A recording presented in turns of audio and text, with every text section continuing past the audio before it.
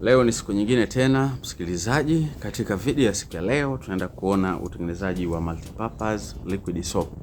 Hii ni sabuni ya maji msikilizaji, ambayo unaweza ukatengeneza kibiashara au unaweza ukatengeneza kwa ajili ya matumizi yako ya pale nyumbani. Lakini pia msikilizaji, nimeweza kukuandalia kitabu kinaitwa Miliki Kiwanda Chako. Kitabu hicho kitakujengea uwezo wa kutengeneza mwenyewe bidhaa hii ya sabuni ya maji.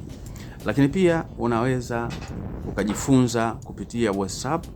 Tunaweza tukakutumia utaratibu kupitia WhatsApp namba 0783500971.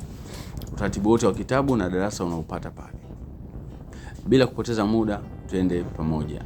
Hatua ya kwanza msikilizaji, tunaweka chumvi, na chumvi ambayo inapaswa kutumika zaidi ni chumvi ya mawe. Baada ya kuweka chumvi ya mawe, tunaweka Siles au Texapon, wengine pia hupenda kuita unga roll. Kumbuka kwamba wakati huo maji yako unakuwa umeyapima tayari na yanakuwa yapo tayari kwa ajili ya kutumia. Kwa kama unatumia formula ya lita 20 sawa, lita 40, lita 50 kulingana na ratio ya malighafi yako na formula ambayo unaitumia siku hiyo.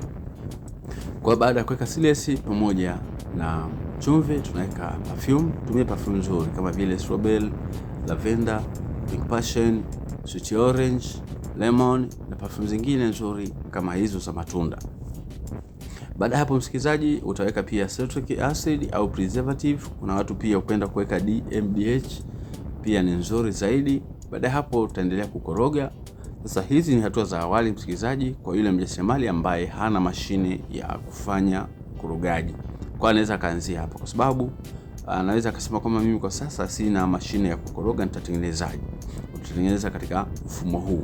Na kwa wale ambao tayari tuna mashine za kuzalishia, katika video ambayo inafuata nitaelekeza namna ya kutengeneza sabuni hii ya maji kwa kutumia mashine. Lakini kwa ni vizuri kutengeneza video kwa wale wajasiriamali ambao wachanga wanaanza, wanaweza kutumia mti kama huu na jabalao kama hili wakazalisha sabuni na wakapata matokeo mazuri zaidi. Kwa hiyo hapo katika video nimeweka chumvi, nimeweka Siles, nimeweka perfume, nimeweka preservative, lakini pia nimeweka glycerin, nimeweka CDE, nimeweka CAPB.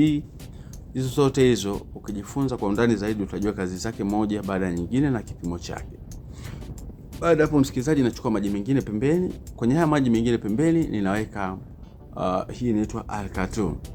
Alkato wengine pia hupenda kutumia CMC, lakini Alkato pia ni nzuri zaidi kwa sababu Alkato unaweza ukatumia maji ya baridi kabisa na ikatoa matokeo mazuri.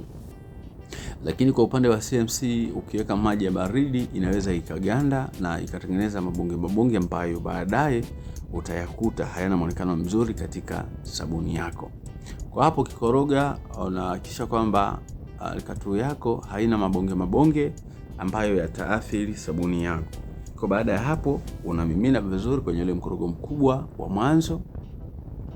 Na baada ya hapo kwenye haya maji mengine pembeni tunachokiweka, tunaweka soda ash light. Soda ash light hii ambayo tunaiweka msikilizaji na mfuatiliaji ni soda ash ile ambayo inatumika katika utengenezaji wa sabuni ya unga. Kwa tunaweka hapo soda ash light vizuri kabisa. Baada ya kuweka soda ash light, hatua ambayo inafuata tunachukua sulfonic acid kama inavyoonekana. Sulfonic acid hutusaidia kupata matokeo mazuri zaidi katika kutumia sabuni yetu, kwa mfano kwenye usafi, kung'arisha, hasa pale tunapokuwa tunatumia sabuni yetu kudakia, kufulia nguo. Lakini pia sulfonic acid ina kiwango kikubwa cha povu, kwa sababu bana tunaitumia na matumizi yake na matokeo yake huwa ni makubwa zaidi katika sabuni. Kwa hiyo pale unapokosa sulfonic acid hauwezi kutengeneza sabuni na ukapata matokeo mazuri zaidi. Kwa baada ya hapo msikilizaji, hatua nyingine ambayo inafuata, tunamimina ule mkorogo wa sulfonic acid pamoja na soda ash, tunaunganisha na ule mkorogo mkubwa ambao tulikuwa nao toka mwanzo. Kwa msikilizaji, kwa upande wa rangi unaweza kaamua ukaweka au usiweke. Hili ni chaguo au tegemeo la wateja wako au wewe mwenyewe binafsi. Ikiwa unatengeneza sabuni yako unaweza kaamua usiweke, lakini rangi haiwezi kuzuia sabuni kufanya kazi, isipokuwa rangi inaongeza ladha ya macho ya muonekano, na ndio maana huwa tunaiweka. Wakati mwingine pia wateja hupenda kuweka rangi kuweka rangi wao kama wao.